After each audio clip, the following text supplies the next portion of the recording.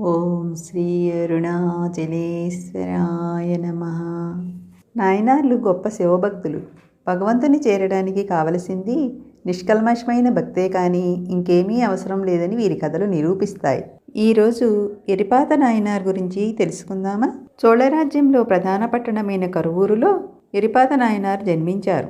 అది చాలా పవిత్రమైన పుణ్యస్థలం. పట్టణము ప్రక్క నుంచి అంబరావతి నది పారుతూ ఉంటుంది. ఆ నది ఇరువైపులా ఋషులు తపస్సు చేస్తూ భక్తి తరంగాలు ప్రసరితం చేస్తూ ఉంటారు. అచట ప్రఖ్యాతి నొందిన పశుపతీశ్వరిని దేవాలయము. పశుపతీశుడు రాజుకు ప్రజలకు శాంతి సుఖ సంతోషాలనిచ్చే ఇష్టదైవము. ఎరిపాత నాయనారు పశుపతినాథుని అనుదినము కొలిచేవాడు. శివభక్తులకు సేవ చేసి వారికి రక్షకుడుగా ఉండుట ఆయన ధ్యేయము. ఒక గొడ్డల్ని పుచ్చుకుని తిరిగేవాడు. శివభక్తులు ఎవరికైనా హాని తలపెడితే భక్తులకు సహాయంగా గొడ్డలిని చూపి హాని చేయి వారిని శిక్షించేవాడు. ఇది శివుడి పని అని తను చేస్తున్నట్లుగా భావించేవాడు. ఆ ఊళ్ళోనే శివకామి ఆండార్ అనే ఇంకో శివభక్తుడున్నాడు. శివుని నియమము తప్పక అర్చించేవాడు. ప్రాతకాలమున అనుష్ఠానములు అయిన తర్వాత పూలను సేకరించడం, వానిని మాలల్లగా గుర్చి దేవునికి సమర్పించడం కూడా అతని దైనందిన కార్యక్రమము అయింది. ఒక మహానవమి రోజున అందరూ ఆనందోత్సాహితులై ఉన్నప్పుడు శివకామి ఆండార్ ఎప్పటిలాగా పూల సజ్జ పుచ్చుకుని త్వరితగతిన వెళ్తున్నాడు.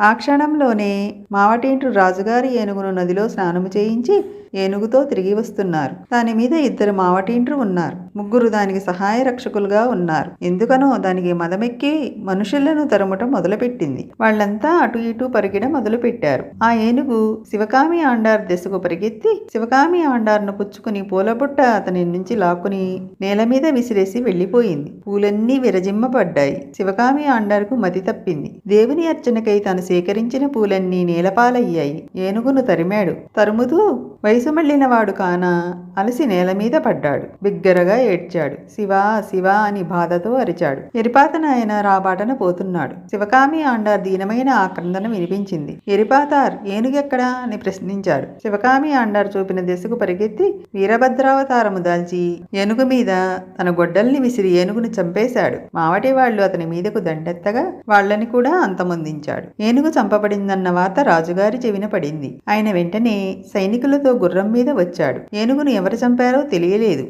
అందుకని ఏనుగుని ఎవరు చంపారు అని గట్టిగా అరిచాడు. కొందరు ఎరిపాతార్ను చూపారు. శివయోగి ఇంకనూ రౌద్రంగా ఉన్నాడు. శివయోగిని చూడగానే రాజుగారి కోపము చల్లారింది. శివయోగి పని అయితే దానికి తగిన కారణం ఉంటుంది. బహుశా తనను తాను రక్షించుకొనుటకు ఈ పని చేసి ఉండవచ్చును అనుకున్నాడు. ఎరిభక్తునితో ఇట్లా అన్నాడు. స్వామి, ఏనుగును మీరు చంపారని అనుకోలేదు. ఏనుగు మావటి వాంటూ మీకు అపకారం చేసి ఉంటారు. వారికి తగిన శిక్షను మీరు ఇచ్చారు. ఎరిపాతార్ జరిగినది చెప్పాడు. ఏనుగు మావటిండ్రు శివాపరాధం అనరించారు. అందుకు దానిని వాళ్లను చంపాను అన్నాడు. శివాపరాధం అన్న మాట వినగానే రాజుగారి మనసులో వేదన కలిగింది. ఎరిపాతార్ కాళ్ల మీద పడ్డాడు. స్వామి, వాళ్ళు చేసిన అపరాధానికి మీరు విధించిన శిక్ష స్వల్పము. అటువంటి ఏనుగును అటువంటి మావటి వాళ్లను పెట్టుకున్నందుకు నేను ఇంకా పెద్ద అపరాధము చేశాను. ఈ పవిత్రమైన ఆయుధముతో నన్ను చంపవద్దు. ఇదిగో నా కత్తి, దీనితో నా తలను ఉత్తరించండి అని ప్రార్థించాడు. ఎరిపాతార్ ఆ మాటలు విని నిశ్చేష్టితుడయ్యాడు. తను కూడా పశ్చాత్తాపంతో బాధపడ్డాడు. మహాపవిత్రుడైన రాజుగారికి నేనెంత వేదనను కలిగించాను. రాజు ఎంత ఉన్నతుడు అనుకుని రాజుగారు తన్ను తాను అంతమొందించుకొనునేమో అని